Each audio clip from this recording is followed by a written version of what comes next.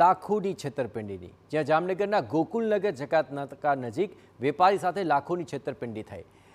Police ફરિયાદ મુજબ શ્રી હની zinc trading પેઢીના ભાગીદાર સાથે આ ચીટિંગ થઈ છે। ફરિયાદીના દાવા અનુસાર 3 શખ્સોએ તેને અંદાજે 53 લાખથી વધુનો ઓર્ડર આપ્યો હતો। અમદાવાદના 3 આરોપીઓએ 197 ટન બ્રાસ એશની ખરીદી કરી હતી, પરંતુ 53,90,000ના મુદ્દામાલની ખરીદી કર્યા બાદ પૈસા આપ્યા નહીં।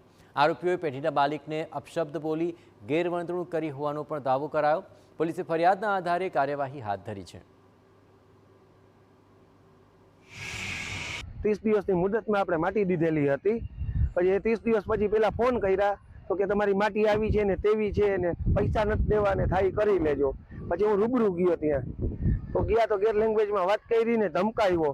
ધર્મેન્દ્ર હરિભાઈ ઠક્કર વિરુદ્ધ ફરિયાદ દાખલ કરવામાં આવેલી છે, જેની વિગત મુજબ આ કામના ફરિયાદી દ્વારા જે માલ વેચવામાં આવેલો હતો અને તે બાબતની જ્યારે એમની સાથે ખ્યાલ પડ્યો તો કુલ 53,90,995 રૂપિયાનો માલ વેચનાર દ્વારા લેવામાં આવેલો છે, પરંતુ આ બાબતનો વિશ્વાસઘાત અને છેતરપિંડી કરી તેમને પૈસાની રકમ આપેલ નથી। આ બાબતની ફરિયાદ સિટી ડિવિઝન પોલીસ ખાતે દાખલ થઈ છે।